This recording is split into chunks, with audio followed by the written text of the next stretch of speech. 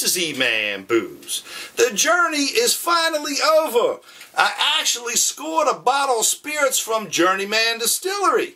I've been looking for them for a long time, but they're not available in Maryland. At least not yet. But we was in New Jersey vacationing in Cape May last week, and we come across a bottle of this here barrel-aged Bilberry Black Hearts gin. And that's what we're going to review this evening. But before I get into that, I want to talk a little bit about Journeyman Distillery. Bill Welter started this business in late 2011. Actually, he started before that, but they opened the doors in 2011. And they're located in a historic warehouse that used to manufacture two things: buggy whips and corsets. I'm liking this already. And so it's an old historic building built in the 1800s. They refurbished it. It's beautiful. If you go online to the website, journeymandistillery.com, there's a video in there that shows the whole inside of the building, and it is just astronomical. It's just beautiful to look at. But Bill is a stickler for doing things the right way. He wants to make things artisanally. So the way he does that is he sources organic grain from the Midwest, and they take the time and they make it right, and that's where the journey of the journeyman comes into the equation here. It's the journey of the grain all the way from the time the seed's planted all the way till it gets into the bottle. And it's a long journey, and you gotta handle it with kid gloves to make good spirits, and that's what they do. And so that's a little bit on Journeyman Distillery. Now, this is a gin product. So, and it's barrel aged, as you can see. See the nice color here? Beautiful, beautiful copper penny color. Just nice to look at, clear and everything. And this is a 90 proof spirit. But let's talk about what's in it and how it's made. Well, you know you got to start with the gin. So they start with the regular Black Hearts gin.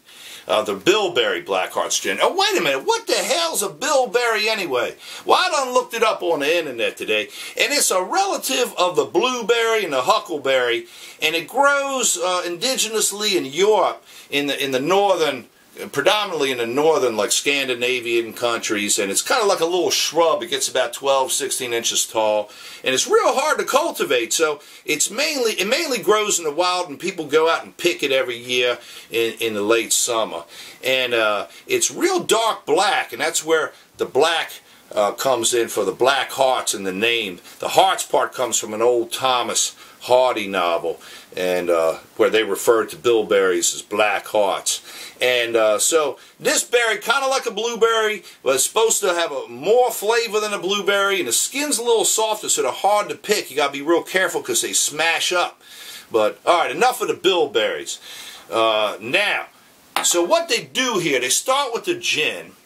They got a 90 proof gin, and then they macerate all the botanicals. Now, I talked to today the head distiller. His name is Doug Babcock. He's a real nice fella. Spent a lot of time with me here. And they macerate all the botanicals. And what botanicals are they using? Well, you know they have to use juniper and gin, and of course the bilberries. But we also got angelica, orris root, coriander, anise, bitter orange, and a couple more that they wouldn't talk about. And they all do that too, and that's cool.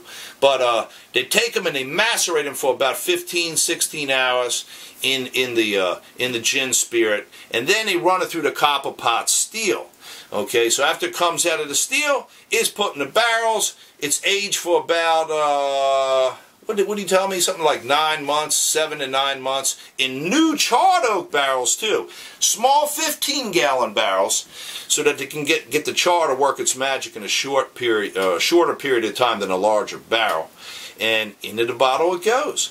So let's get our nose up into it and see what we nosing up and tasting here. Let me tell you, it don't smell like no ordinary gin now.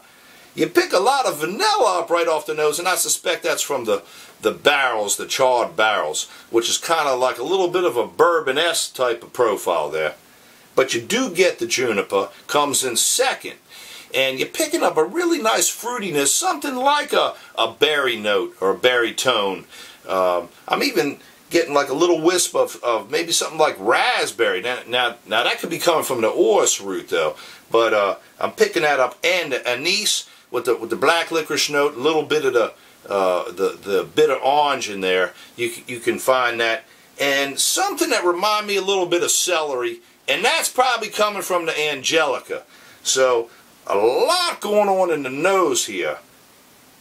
It's just fun sniffing it. Do we have to drink it? We do. We do. Now, I've put some in a glass and let it rest for about 10 minutes or so, so it should be perfect for drinking now. Oh, that nose. It is just wonderful. I could smell this all day long. Let's get a taste.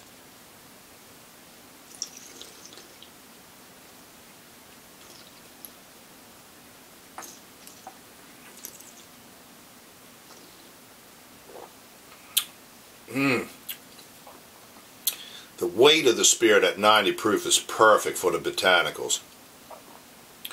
You picking up the vanilla for sure. Getting this wonderful fruitiness like we just talked about. The black licorice gets you real good from the anise. There's this nice little bit herbaceous tone in there too. It's just remarkable. Let's get another taste here.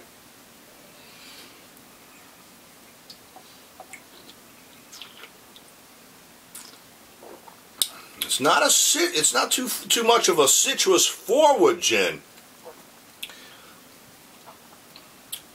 It's so neat. It's kind of like the best of both worlds. Like you get a little bit of whiskey in there, some whiskey tones, and you get the gin tones at the same time. Now the juniper is not real expressive. It's in there, but it's not so over the top that it's like the proverbial, like I always talk about, the pine cone shoved down in the bottle. It ain't nothing like that. It's so well refined.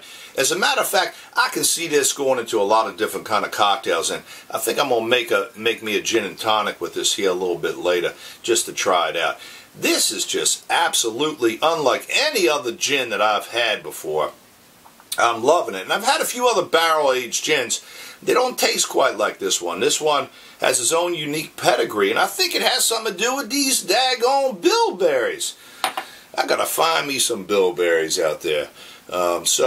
Oh, how is it distilled? Well, I did talk about that. It is distilled one time in a copper still after the spirit is macerated. So I forgot to mention that.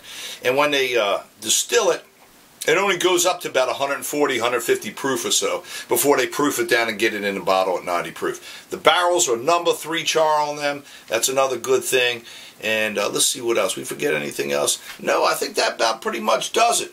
Well, if this is any bit close to what the rest of the spirits taste like, I gotta drive my butt on up to New Jersey again and pick up some more spirits. So I was thrilled to death to review this here today.